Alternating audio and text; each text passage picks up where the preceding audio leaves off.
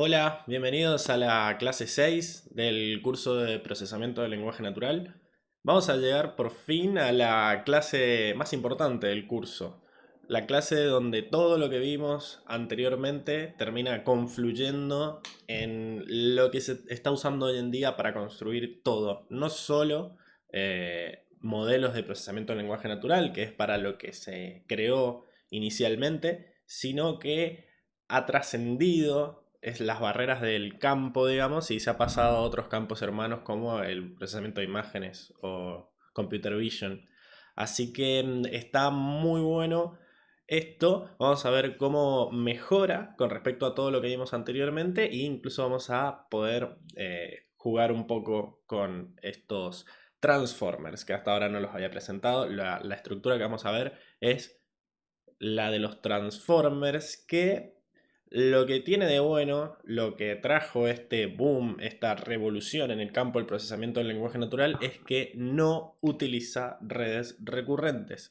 Logra deshacerse de la secuencialidad a la hora de procesar texto. Vamos a ver que no se deshace por completo, pero no necesita estar llamándose a sí misma de manera recurrente, sino que se puede entrenar toda la frase en paralelo, tomando pequeñas precauciones para conservar la secuencialidad de los datos, ¿no? Saber qué palabra viene antes y qué palabra viene después. Pero lo bueno es que para lograr este entrenamiento no necesitan recurrencias, sino que lo único que necesitan es prestar atención. Como lo dice el título del paper, uno de los mejores títulos de paper que he escuchado. Y vamos a dividir esto en dos clases, o sea, en dos partes, digamos, de una misma clase, como venimos haciendo hasta ahora, que en el primer video vamos a tratar de ver todos los aspectos de la estructura del Transformer a nivel alto, explicado con manzanitas, digamos, y con dibujitos en el decir, bueno, vamos a hablar sobre su estructura general, cómo fluyen los tensores a través de la red, qué es lo que es este concepto nuevo de autoatención que, digamos, traen a la luz estas estructuras, por qué se utilizan múltiples cabezales, qué es lo que es la codificación posicional, qué son las conexiones residuales, bueno, todo lo que necesitamos entender a alto nivel de cómo funciona esta red, lo vamos a ver en esta primer clase, en esta primer parte de la clase, y en la segunda parte vamos a ir a los fierros, vamos a terminar implementando estos transformers con PyTorch y vamos a hacerlos andar, digamos, ¿no? Vamos a ver todos los conceptos que vimos en esta primera parte, cómo se implementan en PyTorch y vamos a ver que es muy simple la implementación, pero tiene sus complicaciones que las vamos a ver en esta primera parte también. Bien, vamos a arrancar con un vistazo a la estructura general de los Transformers, ¿sí? Fíjense que, bueno, un Transformer básicamente lo podemos ver como una caja negra en donde entra una secuencia y sale otra, ¿sí? Los Transformers pueden tratar con cualquier tipo de secuencias, o sea, con cualquier tipo de problemas de secuencia a secuencia. Nosotros recordemos que venimos trabajando con uno en particular, que es la traducción automática, y vamos a seguir trabajando con eso, pero la aplicación a cualquier otro problema de secuencia a secuencia es exactamente igual como ya hemos visto en las clases anteriores. Entonces, vemos que si levantamos el capot de este bicho, vamos a tener un encoder y un decoder. Bien, como veníamos teniendo hace ya 2 o 3 clases, en el que si trabajamos con modelos de secuencia a secuencia, un encoder se encarga de codificar la secuencia original y el decoder se encarga de agarrar esa codificación y decodificarla, valga la redundancia, para transformarla en una secuencia de salida, que en este caso va a estar en otro idioma porque la tarea es de traducción. Bien. Bueno, el chiste acá con los Transformers, ya vemos la primera particularidad, que es que en realidad lo que nosotros llamamos encoder, en realidad es un montón de encoders apilados, ¿sí? Está lo que se llama el bloque encoder y el bloque decoder, y cada encoder está hecho de 6 encoders apilados. ¿Por qué decimos que están apilados? Porque la salida del encoder I es la entrada del encoder I+1, y lo mismo pasa con los decoders, ¿sí?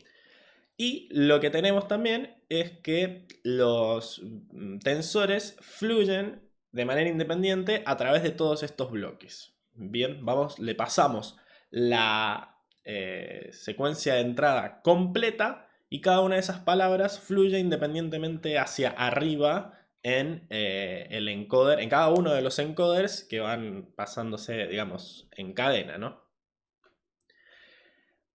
Y también tenemos que el decoder es exactamente lo mismo, es una pila de decoders en donde le vamos a pasar la secuencia etiquetada, digamos, el target se lo vamos a pasar completo también, y vamos a tener que hacer algunas precauciones para mantener la secuencialidad, como dije antes, pero el decoder recibe tanto la etiqueta, digamos, de lo que sería la secuencia completa, como también la entrada codificada, y es por eso que acá el encoder le salen todas estas flechas hacia el decoder. Bien. Sin embargo, si bien está apilado esto, a todos los bloques decoders le llega la frase de origen codificada, pero por la última capa. O sea, después de que ya pasó por todos los bloques encoders, se lo pasás a todos los bloques decoders que van a tener ese vector de contexto, ¿no? Que era la codificación que había logrado hacer el encoder de la frase original. Y además van a obtener, digamos, las etiquetas de la imagen, digamos, la frase real de salida. Bien, lo importante que hay que ver acá en esta imagen es que son una pila. Bien, ahora, hemos estado haciendo cada vez más zoom, ¿no? Empezamos con una caja negra, vimos que dentro de esa caja negra habían un encoder y un decoder, ahora estamos viendo que cada encoder es una pila de encoders y cada decoder es una pila de decoders. Veamos qué hay dentro de este bloque encoder, ¿no? Hagamos zoom a este primer bloquecito de acá. Y vemos que cada bloque encoder podemos separarlo en dos grandes áreas. Bien, todos los encoders que estamos apilando son exactamente iguales, pero no comparten pesos. O sea, son iguales en estructura, pero cada encoder es independiente del anterior y sus pesos van a ser entrenados individualmente, ¿sí?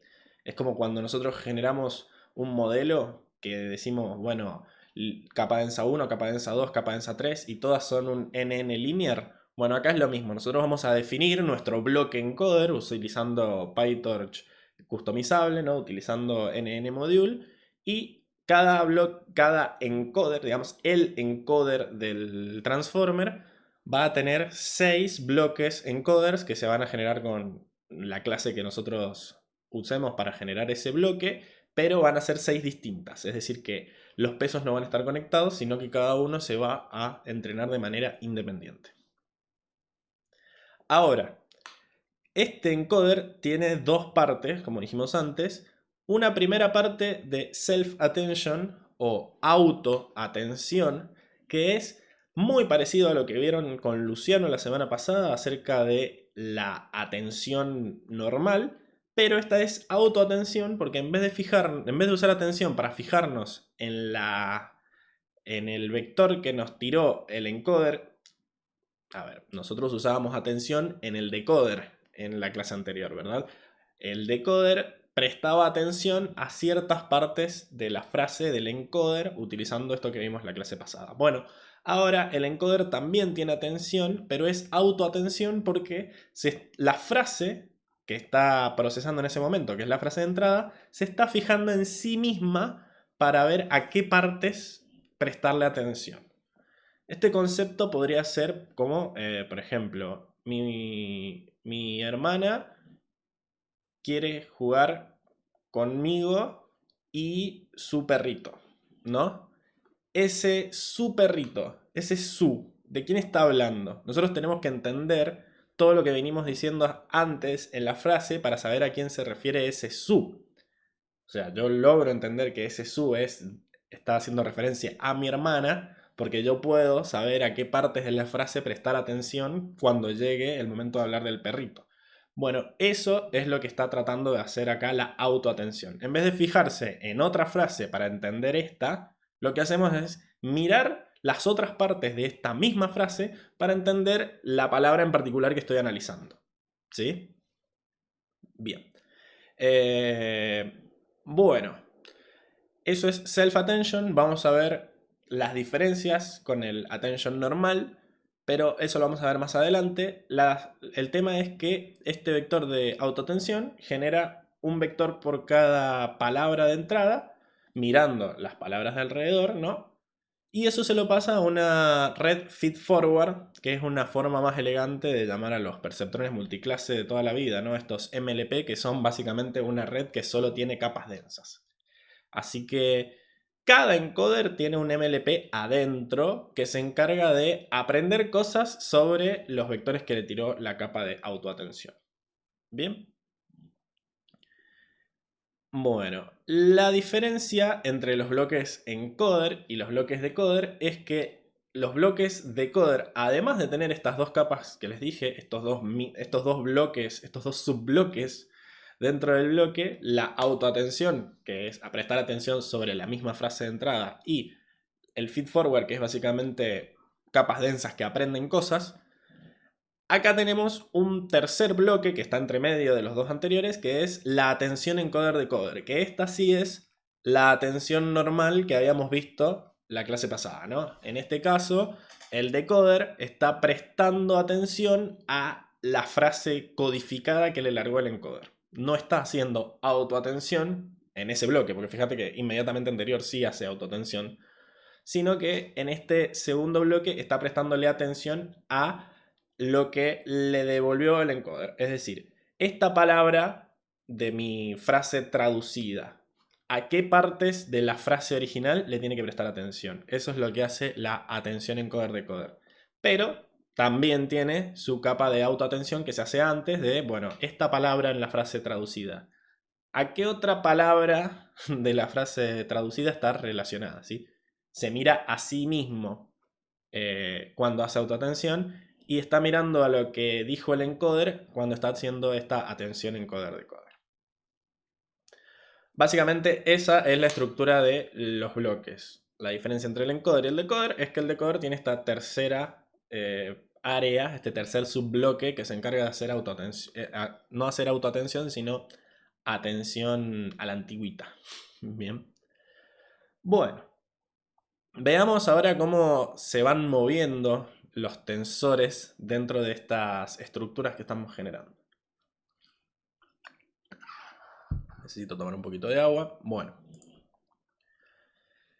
Ya hemos visto los principales conceptos, digamos, las componentes principales de nuestro modelo, así que veamos cómo se mueven los tensores a través de él. Como ya hemos visto en clases anteriores, nosotros tenemos embeddings de palabras, que son estos vectores densos que tratan de codificar el significado de las palabras de manera numérica.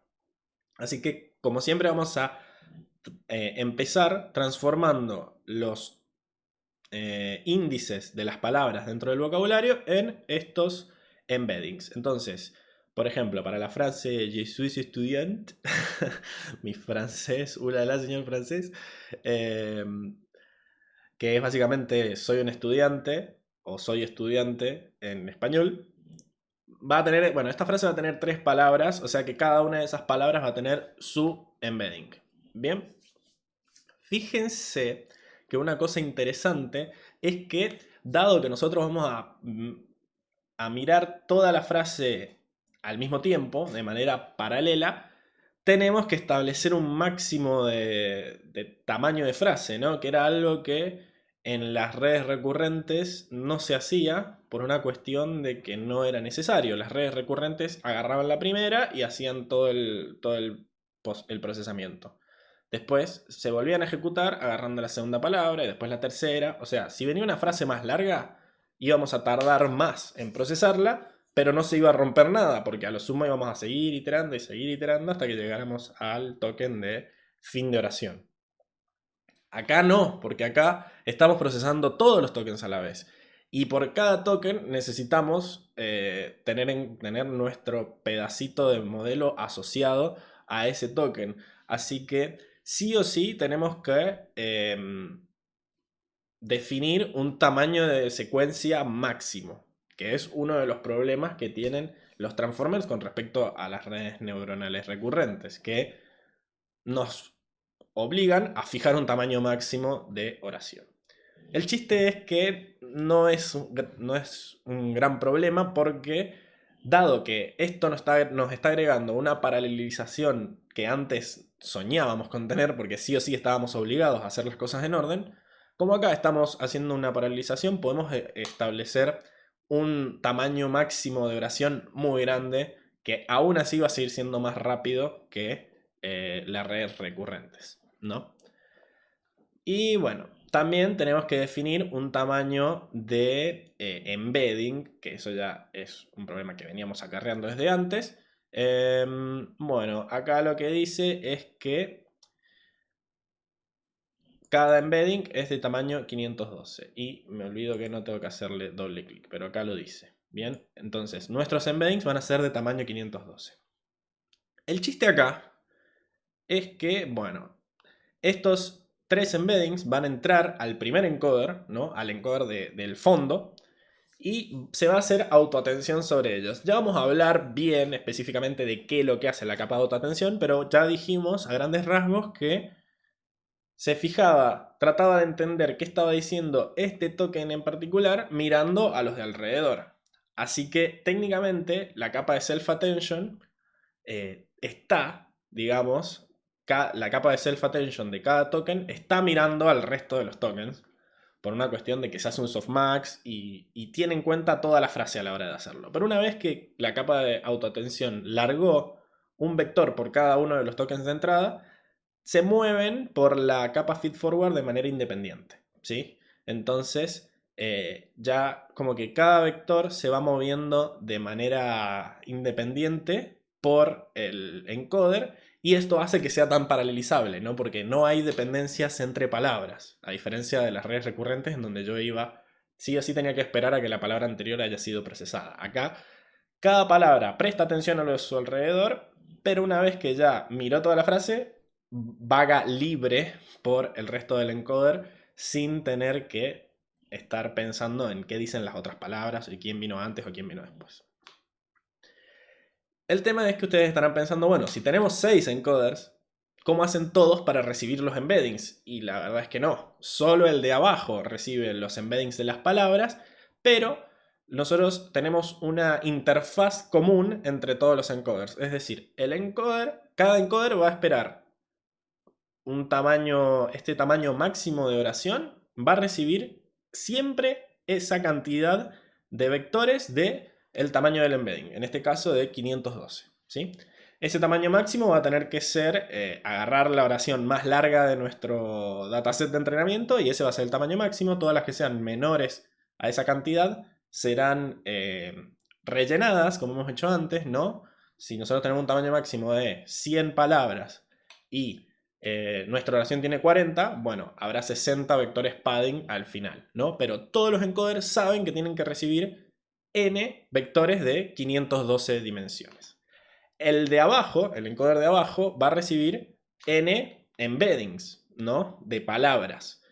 En cambio, los vectores de arriba van a recibir la salida del encoder de abajo. Fíjense acá que, bueno, acá está esto de que les decía, de que cada vector se mueve independientemente por la capa feedforward, pero nos genera una salida por cada token, el encoder. Entonces, el encoder no sabe si está recibiendo embeddings de palabras o si está recibiendo la salida de un encoder anterior. Es totalmente transparente para él eso, porque nos aseguramos de que la salida de esta feedforward también tenga 512, ¿sí? Es decir, cada uno de estos encoders es intercambiable porque recibe n vectores de 512 y larga como salida n vectores de 512.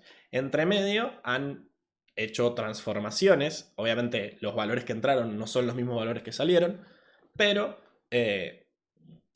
como que es invisible, nunca vas a saber si lo que estás recibiendo es un embedding o es la salida de un encoder anterior, porque tienen el mismo tamaño y tienen el mismo rango de números, así que lo que va a variar es el número que reciben, nada más.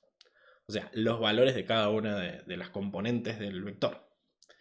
Bien, así que así es como se mueven los tensores dentro de estos encoders, y en el decoder es exactamente lo mismo. Van pasando individualmente cada uno de estos tensores asociados a las palabras por el encoder, y eso hace que sea paralelizable al máximo. Bueno, ya habiendo descrito la estructura general de los encoders, vamos a pasar a hablar de este primer subbloque, que es el self-attention o la autoatención. Para eso vamos a hacer un repaso de lo que era la atención, o digamos cuáles eran los pasos necesarios a la hora de hacer atención, como hacíamos antes aplicando atención a una RNN, ¿no? Lo que traía la atención a esta estructura encoder-decoder es que nosotros antes le pasábamos como contexto al decoder el último estado oculto del encoder. Nosotros asumíamos, cuando no usábamos atención, que el último estado oculto del encoder había sido capaz de capturar o de comprimir en ese vectorcito información de toda la secuencia. Ya habíamos visto que se había demostrado que en realidad no estaba capturando bien información de toda la secuencia, sino que estaba capturando mucha más información del final y un poquito de información diluida de los tokens anteriores. Así que lo que propone la atención es decir, mirá, pasale todos los estados ocultos, todas las salidas, digamos, de nuestro encoder, y que el decoder se encargue de saber a qué prestarle atención de todo eso. Es decir, en cada tiempo el encoder generó un vector de salida, un H1, H2, H3, como estamos viendo en este dibujo, y lo que tiene que hacer ahora es tarea del encoder fijarse a cuál de todos esos vectores darle importancia y a cuál no. Y eso es a lo que se le llama prestar atención, ¿sí? Yo te paso toda la información, vos manejate, le dice el encoder al decoder. Entonces, ¿cómo hace el decoder para manejarse? Bueno, va a recibir, supongamos que era una frase de 3 palabras, va a recibir estos 3 vectorcitos que son la salida del encoder para cada uno de esos tiempos de procesamiento. Y estamos ahora haciendo atención en el tiempo 4, ¿no? Esto es un número al azar, esto va a ser lo mismo en todos los tiempos del decoder, pero bueno, tenemos ya un estado del decoder en ese tiempo. Está en violetita para separar, digamos que es un estado del decoder. Si bien, por cómo habíamos construido esta arquitectura, sí o sí tenían que tener el mismo tamaño, son diferentes porque básicamente son dos redes diferentes. Así que yo acá tengo el vector del decoder que lo voy a usar para decir, bueno, si mi decoder está en este estado actual, ¿a qué vectores se parece de los estados anteriores del encoder? Es decir, yo estoy en esta posición, mis valores internos están en esta posición porque estoy en el tiempo 4 y ya procesé las palabras anteriores. ¿A qué otro encoder, a qué otro estado actual del encoder se parece mi estado actual? ¿Sí? Entonces acá vuelve esto que decía Luciano en la clase anterior de decir, bueno, la atención funciona como un diccionario, en donde yo tengo una consulta, una query, y busco dentro de las claves de ese diccionario cuál es la que coincide. Nosotros estamos acostumbrados, como decía él, a trabajar con diccionarios discretos, en donde yo busco una palabra y la palabra la encuentro. Si la encuentro, me devuelve el valor asociado a esa clave, a esa key, y si no lo encuentro, me devuelve un error de clave, mira, no lo encontré, bla, bla, bla. Eso no me sirve porque no es derivable, ¿ok? Lo que me gustaría es decir, bueno, que mi diccionario diga, mira, no encontré lo que me pediste, pero se parece un poquito a este, se parece menos a este otro, se parece mucho menos a este, así que en base a cuánto se parece, que es algo que yo calculé, te voy a devolver un porcentaje proporcional de este y este. Y eso es lo que está haciendo la atención en este caso. Va a calcular un puntaje, un score, ¿no? De cuánto se parece este estado interno del decoder que usamos como clave, lo usamos como consulta, como query, y lo vamos a comparar contra los 3 estados del encoder que voy a usar como clave, como key. Bien. Los comparo y me da, bueno, que tiene un valor de 13 para el primero y 9 y 9 para los otros dos. Bien. Eso es lo que le va a prestar atención. Eso es como la proporción de atención que le tiene que prestar a cada uno, ¿no? Bueno, si estamos hablando de proporciones y de probabilidades, sí o sí vamos a tener que transformar esto en un valor entre 0 y 1, así que a estos puntajes les hacemos un softmax.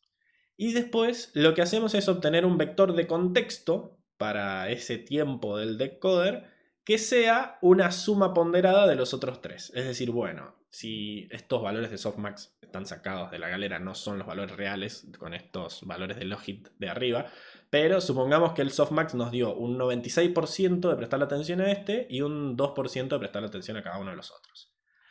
Es como que, fíjense que no me va a devolver directamente el encoder 1 como contexto, sino que va a ser una sumita en donde le va a poner una pizca del 2 y una pizca del 3. Bien. Y ese va a ser el vector de contexto que me da la información que yo necesito de la frase de entrada. Ok. Esto era la atención antigua, ¿no? Que todavía la sigue haciendo el decoder. Esto es la atención que hace en esta capa de que vimos acá de atención encoder-decoder, en donde los queries provienen de los estados internos del decoder y los keys y los values ambos provienen de los estados internos del encoder. Es decir, en este caso, la key que yo contra la cual comparo la query es cada uno de estos estados internos del encoder, y lo que va a ser multiplicado por estos puntajes que vendrían a ser los valores son los mismos vectores. O sea que el mismo vector del encoder va a trabajar como key, como clave, y como value o valor a ser entregado. Esto se puede ver mejor en este otro gráfico, en donde yo tengo la query, que era mi vector interno, de estado interno del decoder. Lo comparaba contra todas las keys, que eran los estados internos del encoder, que me los habían pasado a todos. Hago esta función de scoring de atención, que Luciano les había mostrado tres, creo que eran aditiva, producto escalar y producto escalar generalizado. Nosotros acá vamos a usar la de producto escalar en Transformers, pero cualquiera de las tres sirve. Se le hacía un softmax y teníamos estos pesos. Esos pesos se multiplicaban por los valores, se hace una suma, digamos, ponderada en base a si este peso es más grande, le voy a prestar más atención a este. Y me devolvió un vector que era como una mezcla de todos estos valores. Lo que yo les digo es que cuando hacemos atención encoder-decoder, estas claves que se usan para saber a cuál darle más bola y estos valores que se suman para que me dé la salida son los mismos vectores y son estos vectores naranjita que vemos acá en el dibujo, que son los estados ocultos del encoder. Y esta query que usamos para ver a cuál de todas las claves se parece, a cuál de todas las keys se parece, es el estado oculto del decoder, que acá estamos viendo en violetita. ¿Bien? Eso era un repaso de la atención normal. Pero nosotros acá estamos diciendo que esto va a ser una capa de autoatención. ¿Y qué la hace auto? Dirán ustedes. Bueno, así como en la otra, las keys y las values eran los mismos vectores, acá las queries también van a provenir de los mismos vectores. Es decir, que yo como encoder recibo estos embeddings de entrada y esos embeddings van a actuar como query, como keys y como values en mi función de atención. ¿Ok? Entonces por eso esa es la diferencia. Es exactamente el mismo proceso de cálculo, solo que las entradas son distintas. Así que veamos cómo es que funciona esta autoatención, ¿no? Yo lo que voy a tener son mis embeddings, ¿no? Por ejemplo, acá estamos trabajando con la frase Thinking Machines, que tiene dos palabras para que yo no tenga que dibujar tantos cuadrados, ¿no? Pero bueno, supongamos que esa es el tamaño máximo de mi oración, dos palabras. De esas dos palabras voy a generar tres vectores. Los vectores query, los vectores keys y los vectores values. Fíjense que si bien esos tres vectores provienen de las mismas palabras, por eso estamos haciendo autoatención, porque con los mismos vectores de entrada alimento a los tres vectores componentes de esta atención, no son iguales y por eso están mostrados, digamos, o dibujados con diferentes colores. ¿Por qué? Porque en realidad yo los paso por una capa densa a estos vectores y son 3 capas densas distintas para generar cada uno de los 3 vectores. O sea, en este dibujo yo muestro que agarro las keys y las queries directamente y está bien, pero esta aquí no es el vector naranja así como así, sino que es el vector naranja que pasó por una capa densa y fue transformado. Bien, y esta query también pasó por otra capa, para ser generada pasó por una capa densa y fue transformado y así. Entonces, a partir de la misma oración de entrada, yo genero 3 vectores distintos al pasarlo por 3 capas densas distintas. La capa densa de query, la capa densa de key y la capa densa de value. Acá los dibuja como matrices porque sabemos que estas capas densas tienen una matriz de pesos asociada, que es lo que se aprende durante el entrenamiento. Entonces, por eso está dibujado de esta forma. El chiste es que una vez que yo ya tengo esos 3 vectores, puedo seguir el caminito que les mostraba arriba en el diagrama. Fíjense que acá el dibujo los está haciendo más chicos a estos vectores query key values con respecto a los embeddings originales. Nosotros los embeddings originales habíamos dicho que Transformers usaba un tamaño de 512. Estos vectores query key value van a ser de 64. No es necesario que sean más chicos, pero vamos a ver que en este caso Transformers está usando vectores 8 veces más chicos para que funcione la autoatención. Esto no es necesario, pero es una decisión de diseño que toman los Transformers porque en realidad no vamos a tener una sola capa de atención, sino que vamos a tener 8 capas de atención en paralelo trabajando sobre diferentes partes del embedding. Así que por eso es que esto se divide por 8. Pero la verdad que no es necesario para nada. Si nosotros estamos trabajando con una sola cabeza, con un solo cabezal de atención, podemos pasarle directamente los 512, pero ya vamos a volver a hablar de eso más adelante. Cuestión que vamos a ver cómo se procesa cada uno de estos embeddings, ¿no? Ya generé mis 3 vectores query key y value pasándolo por esas capas densas de las que le hablé. Y vamos a calcular el score que, como habíamos dicho antes, se generaba a partir de el producto escalar, porque vamos a usar atención escalar. Hacemos Q1 por K1, comparamos la consulta con la clave, pero lo hacemos para todas las claves. Fíjense que acá también estamos haciendo Q1 contra K2, que es la otra palabra.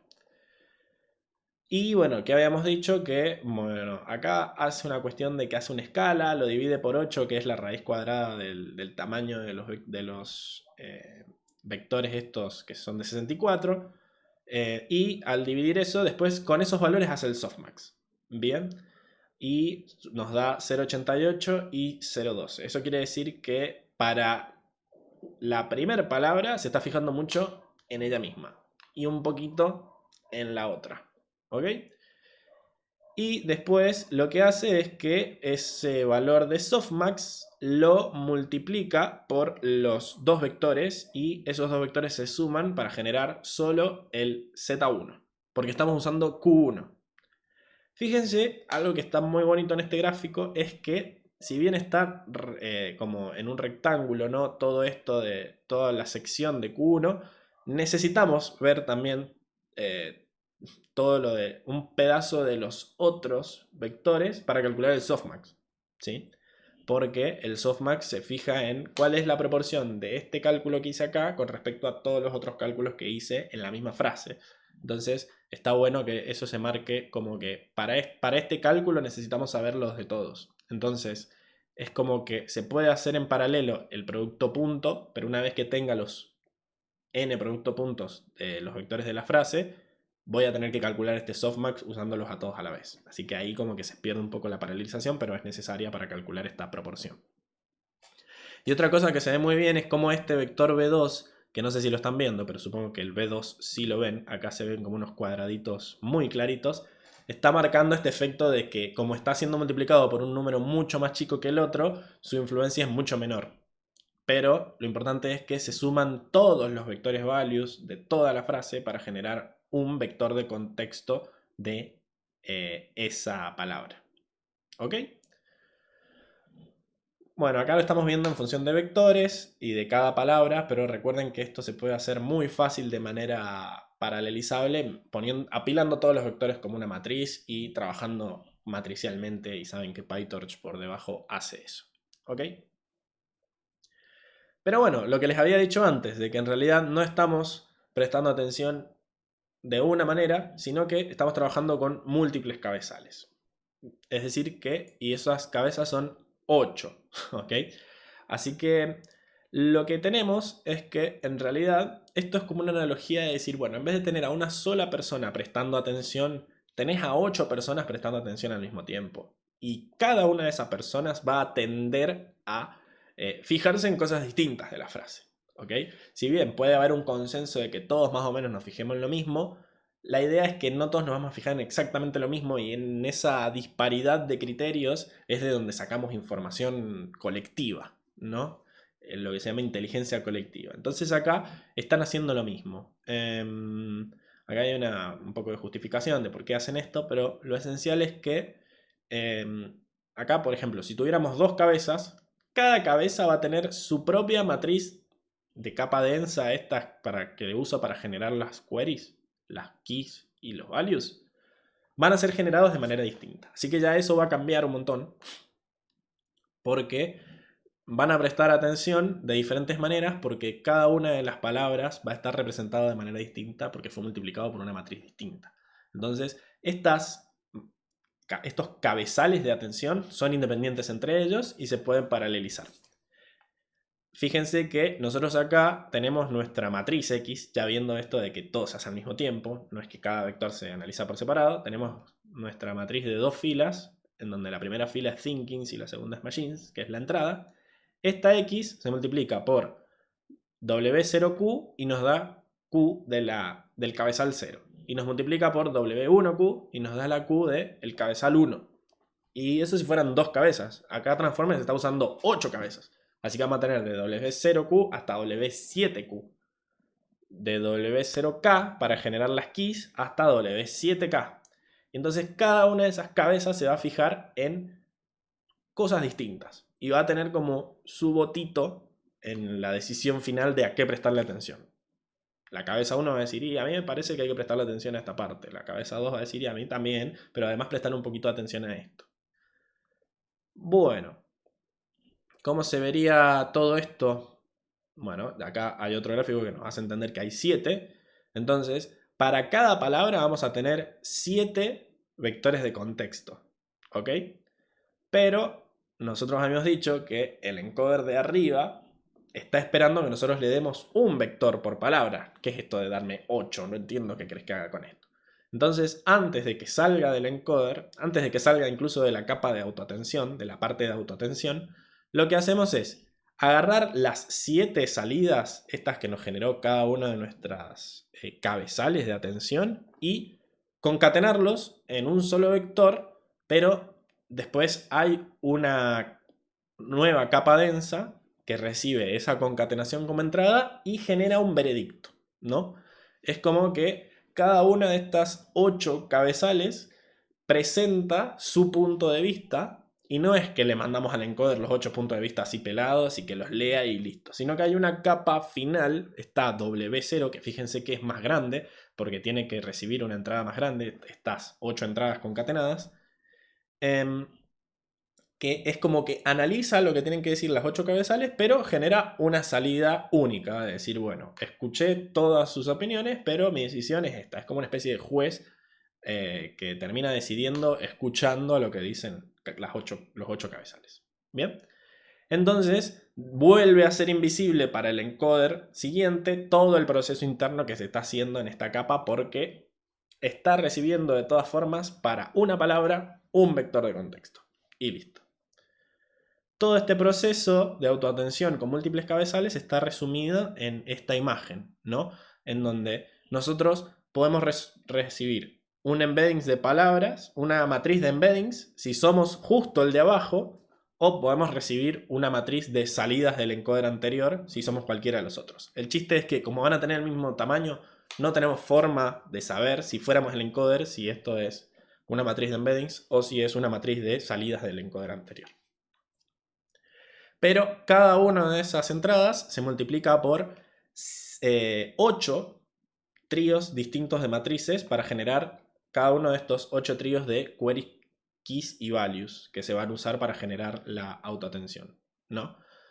O sea, esta entrada se multiplica por este trío de matrices y genera este trío de queries, key y values. En cada una de las 8 cabezales, de los 8 cabezales, se hace de manera independiente. Aplicamos esta función de atención a cada uno de estos 8 tríos y nos genera 8 vectores de contexto distintos que hay que concatenar y pasar por esta capa densa final que va a generar un solo vector de contexto por cada token. ¿Ok? Y fíjense que el dibujo también tuvo cuidado de que el tamaño de los vectores de contexto sea el mismo que el tamaño de la entrada, para hacer esto de que el siguiente encoder no sepa si es la entrada real o si es la salida de otro encoder. Y todo eso es la capa resumida de autoatención con múltiples cabezales. Bien. Después eso pasa por una capa feed forward, que no hay que explicarlo mucho, era lo que les había explicado antes, de que la salida, hay que subir un montón, pero bueno, todo esto es esta parte de acá, ¿no? El self-attention. Después, el resto del encoder lo que va a hacer ese tensor es pasar por esta capa feed forward y generar una salida para el encoder siguiente. Muy bonito todo esto de la paralelización, pero acá lo que nos estamos perdiendo es el tema de que una palabra viene antes que la otra. Es decir, como yo estoy tratando todo esto en paralelo, ¿qué diferencia hay entre que reciba Thinking Machines a que reciba Machine Thinkings? La única diferencia va a ser en cómo está ordenado dentro de esta matriz, pero la verdad es que en ningún momento le estoy dando bola al orden de las matrices. Estoy haciendo todo por separado y cada palabra va por separado en este caminito de autoatención que estoy haciendo. Si bien lo junto todo en una misma matriz para hacerlo todo al mismo tiempo, cada vector está tratado por separado. Entonces, ¿cómo hacemos para infundir un poco de información posicional? De decir, esta palabra está cuarta en la oración y la que está quinta es importante. Si cambiaran de lugar, sería otra la oración. ¿Qué está pasando? ¿Cómo hacemos eso? Bueno, lo que dice acá el paper de Transformers es: agreguémosle a los embeddings o a estas salidas de los encoders anteriores codificación posicional. ¿Qué es esto de codificación posicional? Es decir, bueno, les mentí. En realidad, el encoder no recibe solo el embedding, sino que recibe un embedding adulterado, digamos, ¿sí? Nosotros le vamos a sumar a ese embedding un código posicional que, como la palabra lo dice, depende de la posición de ese embedding dentro de la oración. Entonces, este vector T1 es distinto de este vector T2 y es distinto de este vector T3 y así. Pero sí o sí tiene que depender de la posición esa en la que está el embedding. Y acá hay dos corrientes, hay dos escuelas de pensamiento. Este código posicional o esta codificación posicional o es fija o se aprende a lo largo del proceso de entrenamiento. Los de Transformers decidieron probar las dos alternativas y vieron que las mejoras introducidas por aprender este encoding posicional eran muy poco con respecto a un encoding hardcodeado que habían creado ellos, digamos, un encoder diseñado por ellos. Entonces decidieron reducir la cantidad de parámetros y quedarse con la codificación posicional diseñada que hicieron ellos, que se basa en senos y cosenos, ¿sí? Fíjense que recibe la posición dentro de la oración y la divide por 10.000 a la no sé cuánto y le hace un seno y un coseno a esos valores. Bien, entonces lo que se genera es una cuestión así. Fíjense, esta primer fila es el vector de codificación posicional que se le va a sumar al embedding en la posición 0. Al embedding en la posición 1 se le va a sumar que fíjense que es un poquito diferente acá en las primeras dimensiones. Y ahí va como modificándose, ¿no? Como que se va generando un embedding distinto para cada posición. No se ve mucho en el dibujo, ¿no? Esto de entender qué estamos haciendo al sumar esto, pero lo que estamos viendo es que cada fila es diferente a la anterior en algunas dimensiones.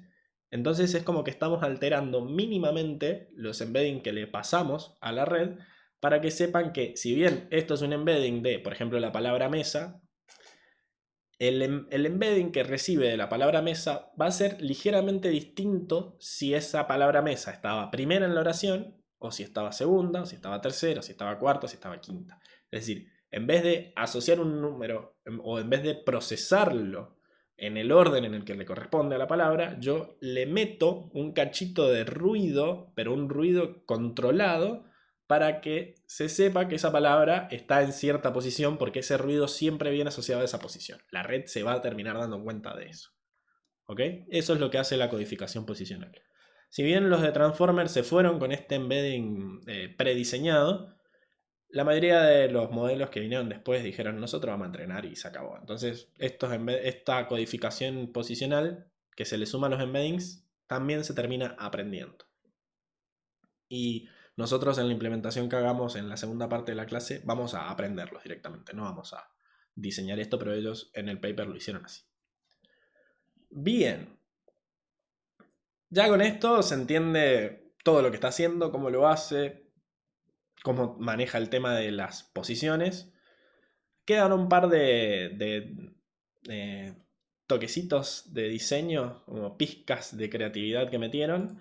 Como por ejemplo, que en realidad, bueno, les volví a mentir. Si seguimos haciendo zoom, el encoder es un poquitín más complicado. Fíjense que acá sigue estando la capa de autoatención y las capas feed forward, pero se agrega una capa de sumar y normalizar. Vamos por partes. ¿Qué es lo que es esto de sumar? Esto de sumar es a lo que se le llama conexiones residuales, ¿sí? Es decir, yo voy a generar mis vectores de contexto, estos Z que salieron de la capa de autoatención, pero para que no se termine olvidando de la palabra original del embedding, le meto este como bucle por acá, o este atajo, ¿no? En donde estas X van a pasar por la capa de autoatención, pero también van a meterse, sumarse directamente al embedding. ¿Ok? Y fíjense que, bueno, se hace la suma, se queda al mismo tamaño para que todo esto siga siendo invisible al encoder siguiente. Y además se hace una normalización por capa. Fíjense que acá ya metimos en el diagrama esto del positional encoding para que cada palabra tenga su información de posición. Pero una vez que entra el encoder, toma dos caminos distintos, como estamos viendo. Una de estas copias va a seguir por la capa de autoatención para generar el vector de contexto. Y la otra se va a ir por esto para sumarse directamente. Es como que saltea toda esta parte y se suma directamente a lo que salga del vector de contexto y se lo normaliza por capas. ¿Qué es lo que es esto de la normalización por capa? Es muy parecido a lo que hace Softmax. Nosotros recibimos un cubito como este, ¿no? Cuando estamos procesando estas palabras. En donde, bueno, recibimos una dimensión que es el lote. Cada una de estas rebanadas del cubo, digamos, son una frase distinta. Después tenemos una dimensión que es la longitud de la oración, en donde cada una de estas rebanadas horizontales es una palabra distinta de la frase. Y después tenemos, bueno, todas las features, que son las dimensiones del embedding o del vector de contexto asociado a la palabra, ¿no? Lo que hace la normalización por capa es agarrar todas las palabras de una misma frase y normalizar con respecto a los valores de esa frase. Entonces, lo que vamos a recibir no es el valor original del vector, sino que vamos a restarle la media de la frase y dividirlo por la desviación estándar de la frase. Esto es una cuestión de que se ha visto que evita cuestiones propias del cálculo interno de la red. O sea, evita que los gradientes se hagan muy chiquitos o se hagan muy grandes y también evita que el modelo se sesgue hacia características muy grandes. Entonces, por ejemplo, si esta característica me da un valor de alrededor de 100 y las otras características me dan un valor alrededor de 4, cuando calcule ese gradiente, ese número va a ser muchísimo más grande en comparación a los otros y como que va a acaparar toda la atención. Entonces lo que se hace es normalizar para que ningún valor sea muy grande y los gradientes me sigan dando algo que no se diluya o que explote directamente. Y aparte se mantiene esta proporción porque al dividir por la desviación estándar todo termina dentro de una versión normalizada de sí mismo en un rango controlable. Es más o menos lo que hace el softmax. ¿Ok? Esta es la fórmula y es una normalización por capa porque agarra este pedazo para calcular la media y la desviación estándar. Tenemos otros tipos de normalización que se usan en otros tipos de redes, por ejemplo, lo mismo pero calculado sobre esta cara de acá sería normalización por lote, en donde yo no agarro todos los tokens de una misma frase, sino que agarro todos los tokens que ocupen la primera posición en el lote, o la segunda, o la tercera, o así. Bien. Y bueno, esto también aplica a el decoder, ¿no? Así como yo les dije que tenía... Bueno, en realidad no les mentí, solo que les estaba omitiendo un detalle, ¿no? Ahora que ya entendieron todo lo anterior, les sigo metiendo detallitos. Lo que antes decíamos que era la capa feedforward, en realidad era la capa feedforward con un add and normalize al final y adentro una conexión residual. Y lo mismo pasa con la self-attention. Bueno, lo mismo pasa con las tres partes del decoder. El self-attention, el feed-forward y esto de acá que era la atención antigua sobre el encoder. Todo eso tiene una capa residual y tiene una capa de normalización, así que queda todo simétrico. Bien. ¿Cómo hacemos para decodificar? Porque hemos estado viendo todo sobre el encoder. Todo lo que vimos sobre el encoder también vale sobre el decoder. La única diferencia es esta capa de atención encoder-decoder que ya sabemos cómo funciona también. Lo que vamos a ver ahora es tratar de ver cómo funciona esto en el tiempo, ¿no? Nosotros en el primer tiempo le pasamos toda la frase entera, ¿bien? Y toda esa frase entera va a pasar por los distintos bloques encoder y me va a generar un vector de contexto para cada palabra. Bien, todo esto en el tiempo 1, porque como estamos diciendo, se hace todo en paralelo. Así que no tenemos que gastarnos un tiempo para cada palabra, sino que en el tiempo 1 se trabaja sobre el encoder. Vamos a generar con esto los keys y los values de las capas encoder-decoder del decoder. Bien, de las capas de atención encoder-decoder. No las de autoatención que se fijan en la misma entrada, sino las capas de atención del decoder que se fijan en la salida del encoder. Para eso vamos a generar, fíjense que solo los key y los values, porque las queries van a ser los mismos valores del decoder. Entonces, eso. Todo esto pasa en el tiempo 1. Después, en el tiempo 2, que es el decoder, ahora sí nos vamos a tomar un tiempo para cada palabra. ¿Pero por qué? Porque nosotros acá lo que estamos haciendo es que no estamos haciendo teacher forcing, ¿sí? Lo que estamos haciendo es que, bueno, en el tiempo 2 procesamos la palabra 1. La palabra 1 es, por ejemplo, I, ¿no? En realidad en el original va a ser el beginning of sentence. Pero le pasamos eso al decoder y todo lo otro va a ser relleno. Le pasamos al decoder, trabaja todo el decoder acá adentro y genera sus salidas que después van a pasar por una linear y softmax para generar las palabras. ¿Ok? Esta linear softmax del final es una capa final como teníamos en los modelos de clasificación del Fashion MNIST, que decía cuál de las 10 clases es la que tiene mayor probabilidad de ser. Acá está haciendo exactamente lo mismo, pero en vez de elegir entre 10 clases, está eligiendo entre 1.000.000 de clases, porque cada clase es una palabra distinta para elegir. ¿Qué pasa cuando, acá va a empezar de vuelta, ¿no? En el tiempo 2 genera el I, va pasando, el decoder lo genera y dice, la siguiente palabra es am. Bueno, ahora genera un nuevo vector de entrada en donde tiene un I, un am y el resto es, ¿cómo se llama? El resto es relleno. Bueno, Y sigue así, ¿no? Genera una palabra nueva y la agrega acá y la vuelve a pasar. Genera una palabra nueva y la genera acá y la vuelve a pasar.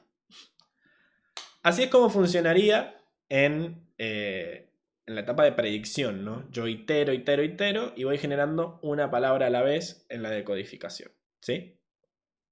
Lo bueno es que yo puedo, durante el entrenamiento, simular esto sin tener que estar pasándolo de a uno a la vez. Como yo no estoy trabajando secuencialmente, yo puedo trabajar con toda la parte de la oración que viene adelante e ignorar lo que viene atrás. O sea, si durante el entrenamiento yo le paso toda la frase entera, la red va a terminar haciendo trampa porque no solo se va a fijar en el I, am, a student, si estamos trabajando sobre el am, tratando de determinar qué es lo que viene después de am, podría fijarse, bueno, y en la frase que me pasaste, ¿qué viene después de am? A. Bueno, entonces mi salida es A. Y sería un genio. Nosotros seríamos los estúpidos de dejarle que haga eso a la red. Entonces lo que se hace es generar una máscara en la capa de autoatención, ¿no? Esta capa que se fija en qué partes de la oración está relacionado con esta palabra en particular que estoy procesando. Bueno, para cada palabra hay que generar una máscara distinta en la que diga, bueno, fíjate en toda la frase, pero hasta acá. No te fijes en lo que venga después. Porque si te fijas en lo que viene después, estás haciendo trampa. ¿Ok? Estás viendo qué palabra viene después y a eso le vas a dar mucha importancia para decir directamente, sí, yo creo que la palabra siguiente es esta que vi que es la siguiente. No me sirve. ¿Ok? Entonces, durante el entrenamiento, que nosotros tenemos las etiquetas, no vamos a hacer este procesamiento de ir una por una sobre las palabras, sino que las vamos a trabajar a toda la vez para entrenar más rápido, pero le vamos a decir, mira, lo que está a la derecha, ignoralo, porque es hacer trampa, mirarlo. Porque vos precisamente lo que tenés que decir es cuál es la siguiente palabra, y si la mirás en la frase, no estás pensando mucho, que digamos. Vamos a ver en la siguiente parte cómo es que se generan estas máscaras, porque hay que generar máscaras en el decoder para las palabras siguientes, que es trampa mirar, pero en ambos también hay que generar máscaras para los rellenos, que es al pedo que la capa de atención aprenda a prestar atención a los rellenos. Sí. Es un token que no dice nada y que solo lo hemos hecho para que esto no explote. Bien, bien, bien. Y bueno, lo último es la capa densa de predicción, que bueno, lo explico acá un poco, pero la verdad es que ya lo hemos visto varias veces. Al final, esto de todo el decoder, para cada token me va a devolver un vector, que es el vector de contexto que me devolvió el último decoder, que yo lo voy a pasar por una capa lineal gigante, una capa densa gigante, que va a tener una neurona por cada palabra del vocabulario. Y para cada una de esas neuronas me va a tirar un valor. Ese valor lo paso por un softmax para que ese valor esté entre 0 y 1 y sea una probabilidad. Es decir, que todos sumen 1. Y me fijo de entre todas las salidas cuál es la más grande. Nosotros acá podemos elegir siempre la más grande o podemos elegir de quedarnos con las n más grandes e ir siguiendo a las 3 para ver cuál es la que me da mayor valor menor valor de la función de pérdida al final, cuando multiplique todas las salidas. Eso era lo que se llamaba beam search y es lo que vieron con Luciano. Para evitarnos problemas en este ejemplo, yo me estoy quedando con lo más grande, pero sepan que hay varias estrategias para elegir una vez que yo tengo las probabilidades de las palabras. Bien. Genial, y eso fue en una hora el resumen de cómo funciona a alto nivel un transformer, viéndolo con dibujitos y GIFs y cosas así. Si te quieres quedar con esto, genial, pero yo te recomiendo que para terminar de entender todo lo necesario para implementar tu propio transformer, te vayas a la siguiente parte de la clase donde vamos a implementarlo con PyTorch. Así que nos vemos en el siguiente video.